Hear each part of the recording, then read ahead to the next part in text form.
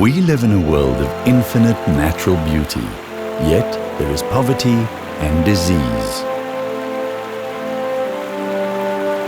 Even a century ago, when South Africa was a land of fortune and opportunity, there was also the same degradation of the human spirit. Although Mahatma Gandhi left South Africa to take up the cudgels of freeing India, his spirit, based on this truth, continued to fuel South Africa's own liberation. This influence was symbolically cemented when a portion of Gandhi's ashes were brought from India in 1948 and immersed outside Durban.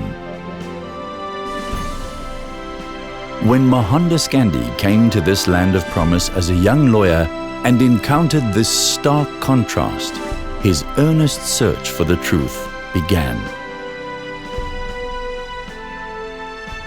During his stay at Inanda, just north of Durban, this search evolved into one of the most powerful tools for non-violent resistance in the world, the philosophy of Satyagraha, a force born of truth.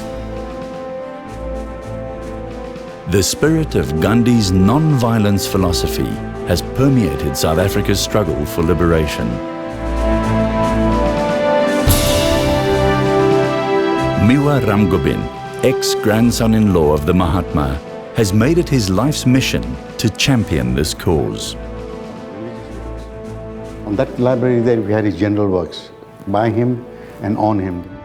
I was born in Inanda into a family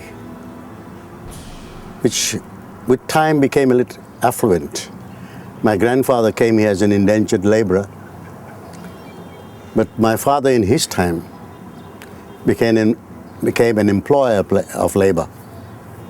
The most important parts of my growth was the contradictions in my own family. A very nice, peaceful family, a very caring family, a loving family. Nonetheless, because we are all fallible, there were contradictions. And one of the contradictions that existed in my family, which embarrasses me at times, but in the spirit of honesty, one cannot deny that this existed. My growth and development was also dependent on a very vicious labor system. The sugar industry at that stage here, dependent to a very large extent on migrant labor from Transkei. And a very vivid memory of one youngster, I knew him as Kampan. To this day, I don't know his surname. We could play around together. During the day, I would laugh with Kampan, I would enjoy bride mealies with him. And come evening, I'll be in the comfort of the four walls of my bedroom, my bed, and looking out through the window, you realized that he goes into the compound. When Mewa was a young, impressionable boy, he recalls a friendship with a servant. He compared his own comfortable life to that of his friend, and the inequalities that he found stirred his soul, spurring him onto a political career to fight the injustices that he found around him. I'm glad I didn't acquiesce. I'm glad I didn't succumb. Well, Satyagraha for me is the whole, idea of opposing an evil. As I said earlier, to accept something that is wrong is like condoning it. So the first thing about Satyagraha is that you have to oppose it. The second thing is that you don't become violent. The third thing is that you mobilize people. And in mobilizing people, you have to, have the idea of transformation rather than conquest. Honesty and truth, the fundamental basis of Satyagraha, is necessary to see beyond this material world in order to heal it. Mewa embraced this quest for truth and to free South Africa from the shackles of oppression. When I look at Gandhi's life and his pronouncements and his way of life, it was a walking symbol of his ideals. He used the words like Daridra Narayan. What is Daridra Narayan? God in the poorest.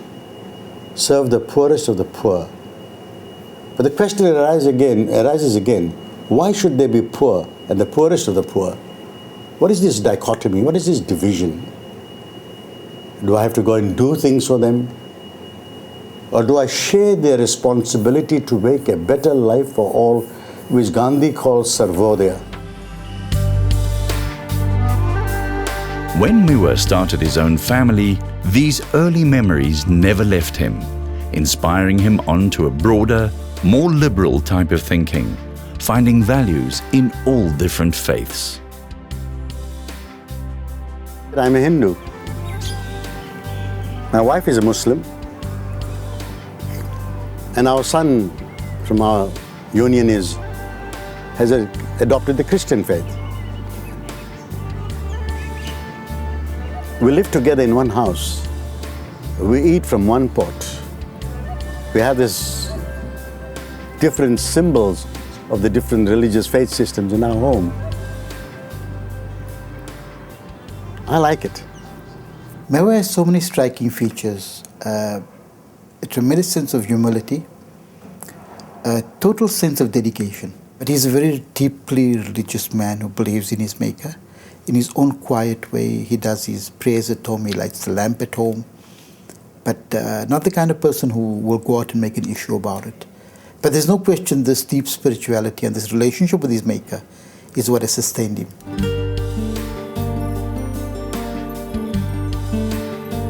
He sees in what we think is an ordinary human activity. He sees a relationship between that with the spiritual. But I believe this is a higher form of giftedness.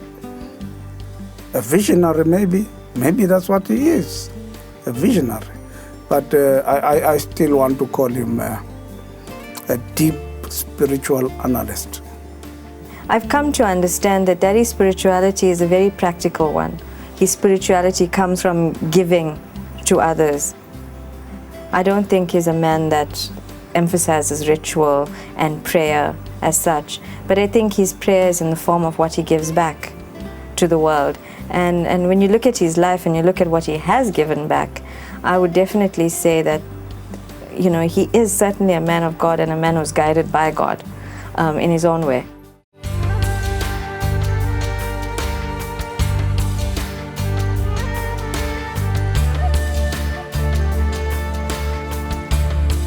It is very significant that it was here at Phoenix Settlement that the first call was made for the release of Nelson Mandela and all political prisoners in 1971. If Satyagraha is going to work, it will rework in Africa. Mahatma Gandhi and his vision for the world is more relevant now than ever before. The life of Mewa Ramgobin, freedom fighter, activist, and now committed national parliamentarian, mirrors the struggle in search of truth, carrying the torch of Satyagraha to set ablaze oppression and light up the lives of those in need. Mewa in the new democracy, Mewa in the struggle, the person is essentially the same. To survive the years of the 60s and 70s, you had to be an idealist. You had to be the kind of person who believed in something, the visionary. Mewa is one of the stalwarts of our struggle. Here at Parliament at the moment, I would say Mewa is the pillar of the strategic committee of the ANC. But what I found more interesting with Mewa also is that he's a believer. He's got faith, very deep faith. And I understand that it's one of the things that keeps him balanced because he doesn't undermine his spiritual life. The level of any people or any grouping's civilization as a measurement And one of the measurements for the level of anyone's civilization is its ability to extend compassion, to extend mercy, to extend love. Or else who are we? The truth that Satyagraha forces one to address sees into the stark inequalities of our world. Followers of this philosophy engage in non-violent but nonetheless forceful activities to bring about change. The one thing he always talks about is that his passion is for the poorest of the poor. Anyone you interview that knows Daddy for many, many years will quote that line of Daddy's, that everything we do at Phoenix is for the poorest of the poor. And I think it's something he truly feels. And even in our own lifetime, the manner in which he sacrificed from our lives, from his own time with his children, with his family, of his own income, just to give to others, was truly phenomenal. Go and give a man a meal today and leave him in his poverty? Or do you alter the material conditions which keeps him in poverty? So in seeking Gandhi's Sarvodaya, the welfare of all, he's asking us basically to engage in action based on truth and love.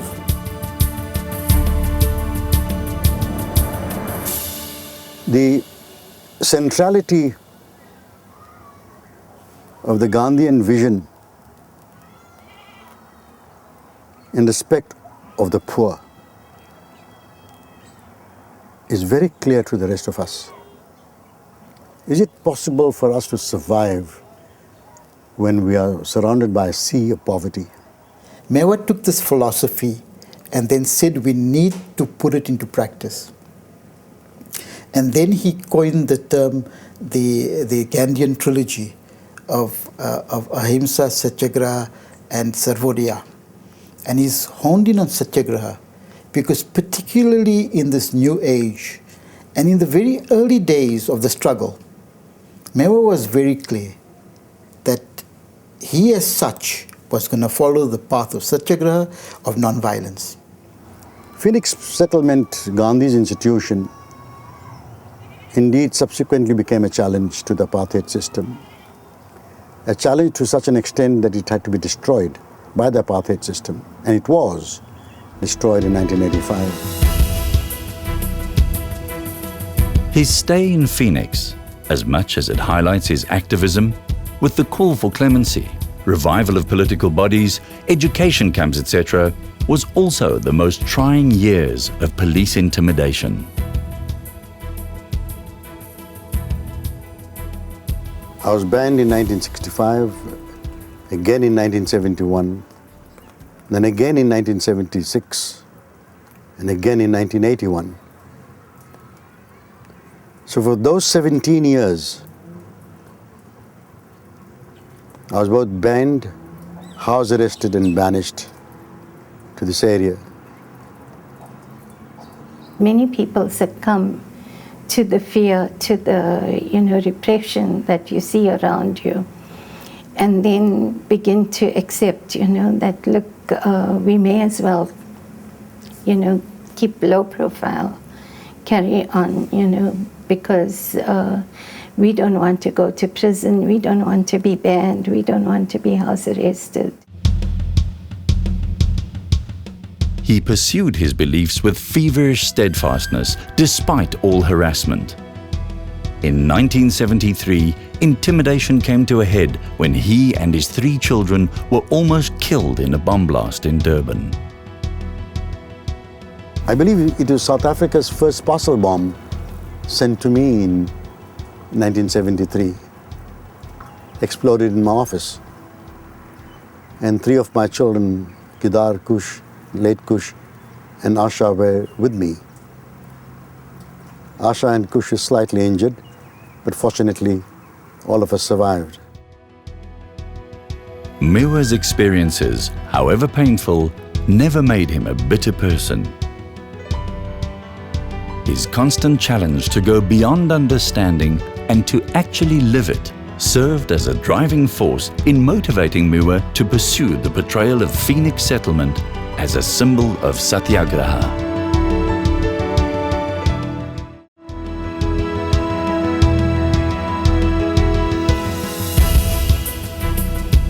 By 1983, there was a massive mobilization of people against the apartheid government, with rampant strikes, consumer boycotts, and rallies being the highlight of the day.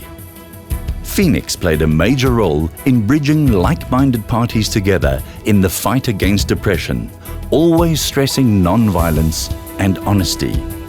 The United Democratic Front was thus born. In 1983, the United Democratic Front was established. It was the largest mobilization of people inside South Africa ever against apartheid. And I think that shook the foundations of the ruling order. The South African government at the time was placed in an embarrassing position. The inauguration of P.W. Botha as Prime Minister should have been the news headlines. Instead, Mewa was a part of the freedom fighters that sought political asylum in the British consulate in Durban. Some people thought it wasn't useful, but there's no question in terms of focusing on the struggle and taking the media highlight away from the Botha government. That was an important decision. It was controversial, but he believed it and he said, like, that's what we're going to do. It was a time of heightened political tension, with the international community focusing on Durban. Will be discussed further after the court's judgment. To facilitate the immediate arrest by the South African police of the three leaders. They came to our house, and in my children's presence, they said, you know, that is what's going to happen to your husband. And the children were terribly traumatized, you know, that we're never going to see him again. But they didn't find them. And then the next thing was that they all appeared in the consulate, the British consulate. So it was really a very, very difficult time, trying time for us, because one never knew when, you know, people would break in, and there were attempts, there were threats that they were going to kill them in the British consulate. The episode of the British consulate upset the government. The government retaliated by instigating a violent division of the people of Inanda, leading to the Inanda riots of 1985.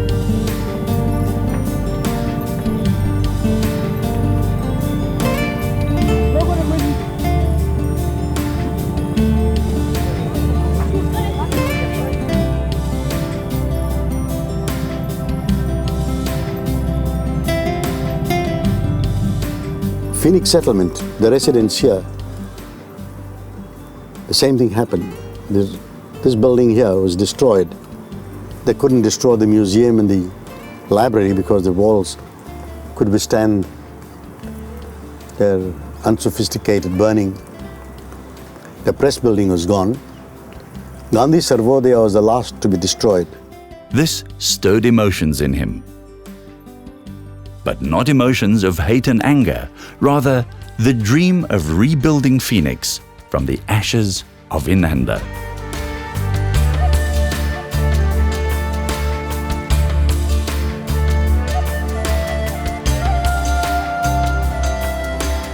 In 1961, there was a particular kind of conduct here, which is Gandhian in concept, which is a very good one, where you had daily prayers of in all different faiths in Sarvodaya, behind me here, where all the children from the settlement got together. When people begin to realize for themselves that, look, what we've done is wrong, and, you know, let's change. And change is possible. Change is not, you shouldn't be ashamed of changing. Gandhiji himself said, you know, every book that he wrote,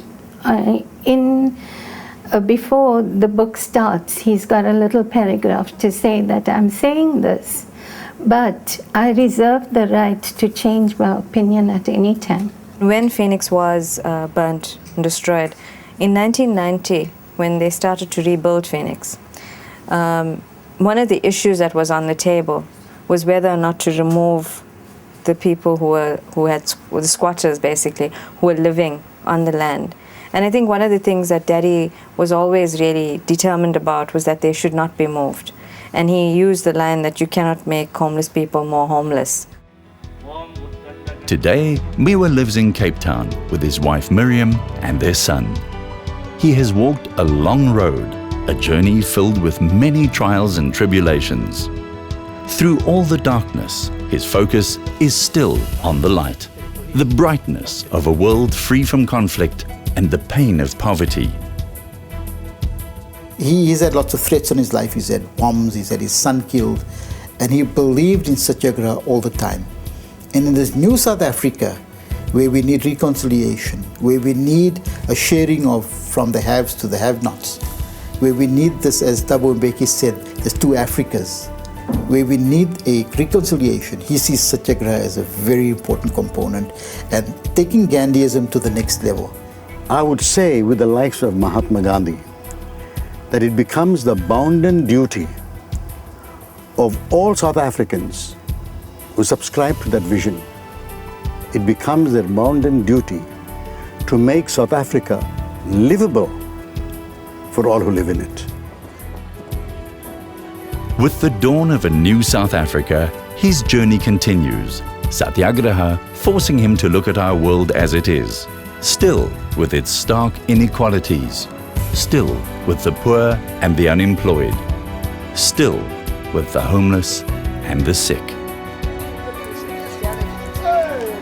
When we say we have got to fight poverty, we have got to address the question of homelessness, we have got to find freedom from bad health, from illiteracy, from homelessness.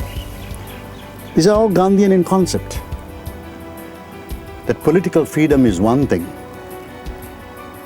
but the total liberation of human beings from want, from disease, from poverty, from illiteracy, from homelessness is another.